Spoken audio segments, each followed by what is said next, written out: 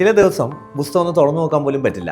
ഇനി തുറന്നു നോക്കിയാൽ തന്നെ ഇടയ്ക്കിടയ്ക്ക് റീൽസ് കാണണം, അല്ലെങ്കിൽ യൂട്യൂബിൽ വീഡിയോ കാണണം. പഠിക്കാതിരിക്കുന്ന സമയത്ത് വാട്സപ്പിൽ ഒരു നോട്ടിഫിക്കേഷൻ വന്നു കഴിഞ്ഞാൽ അത് ആരാണ് എന്താണെന്ന് അറിയാതെ പിന്നെ ഒരു സമാധാനം കിട്ടില്ല. ഇതാണ് നിങ്ങളുടെ സിറ്റുവേഷൻ എങ്കിൽ മോർ ലൈക്ലി നിങ്ങളൊരു ഡോപ്പമിൻ അഡിക്റ്റ് ആണ്. So what is dopamine? Dopamine ഒരു ന്യൂറോ ട്രാൻസ്മിറ്റർ ആണ്. നമ്മുടെ മോട്ടിവേഷൻ, പ്ലഷർ, ഹാപ്പിനെസ് ഒക്കെ തരുന്ന ഒരു റിവാർഡ് കെമിക്കൽ. നിങ്ങൾ ഓരോ സമയവും ചെറിയ ചെറിയ റീൽസ് കാണുന്ന സമയത്ത് ബ്രെയിൻ ഇതാണ് ഹാപ്പിനെസ് എന്ന് തെറ്റിദ്ധരിച്ച് ഡോപ്പമിൻ റിലീസ് ചെയ്യും. അതുകൊണ്ടാണ് UPSC പോലെയുള്ള ഇൻസ്റ്റന്റ് റിവാർഡ് കിട്ടാത്ത ഒരു എക്സാമിനേഷനിലേക്ക് പ്രിപ്പയർ ചെയ്യുന്ന സമയത്ത് ബ്രെയിൻ നിങ്ങളോട് പറയും ഈ പ്രിപ്പറേഷനൊക്കെ ഭയങ്കര ബോറാണ്, പെട്ടെന്ന് തന്നെ എന്ത് ചെയ്യും, 2 റീൽസ് കാണും, നമുക്ക് ഹാപ്പിനെസ് ഫീൽ ചെയ്യാം എന്നുള്ള രീതി. അപ്പം നിങ്ങൾ വിചാരിക്കുന്ന പോലെ ഫോക്കസ് ഇല്ലാത്തതോ കോൺസെൻട്രേഷൻ ഇല്ലാത്തതോ അല്ല പ്രോബ്ലം. നമ്മൾ ഡോപ്പമിൻ അഡിക്റ്റ് ആണ്. സാരമില്ല, ഇതിന് നമുക്ക് സൊല്യൂഷൻ ഉണ്ട്. നമ്മുടെ ഡോപ്പമിൻ ഒന്ന് റീവയർ ചെയ്ത് കഴിഞ്ഞാൽ നമുക്ക് ഈസി ആയിട്ട് UPSCക്ക് വേണ്ട രീതിയിൽ, അല്ലെങ്കിൽ നമുക്ക് ബെനിഫിറ്റ് ആയ രീതിയിൽ ഇതിനെ ഉപയോഗിക്കാൻ പറ്റും. അതിനുള്ള കുറച്ച് സൊല്യൂഷൻസ് ആണ്.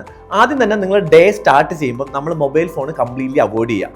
അതേപോലെ തന്നെ നിങ്ങൾ ടൈം ടേബിൾ ഉണ്ടാക്കുമ്പോൾ ഡിജിറ്റൽ ഡീഡോക്സ് അവേഴ്സ് കീപ്പ് ചെയ്യുക. അതായത് പഠിക്കുന്ന സമയത്ത് കൃത്യമായി മൊബൈൽ മാറ്റി വെക്കുക, അല്ലെങ്കിൽ നിങ്ങളുടെ ഫ്രണ്ട്സിൻ്റെ കൊടുക്കുക, അല്ലെങ്കിൽ നിങ്ങൾ സ്വിച്ച് ഓഫ് ആക്കി വെക്കുക.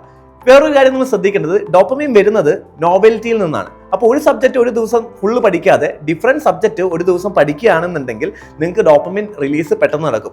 അതേപോലെ തന്നെ നമ്മൾ ഈ മോട്ടിവേഷൻ റീൽസിന് വേണ്ടിയിട്ട് സ്ക്രോൾ ചെയ്യുന്ന സമയം നോട്ട്സ് ഉണ്ടാക്കുക, ആൻസേഴ്സ് ഉണ്ടാക്കുക, അത് മെന്റേഴ്സിൽ കൊണ്ടുപോയി കാണിച്ച് അതിൽ നിന്ന് കിട്ടുന്ന സാറ്റിസ്ഫാക്ഷൻ ഡോപ്പമിൻ റിലീസ് ചെയ്യാൻ വേണ്ടി നിങ്ങളെ ഹെൽപ്പ് ചെയ്യും. So let your brain crave for the progress, not for scrolling. Happy learning.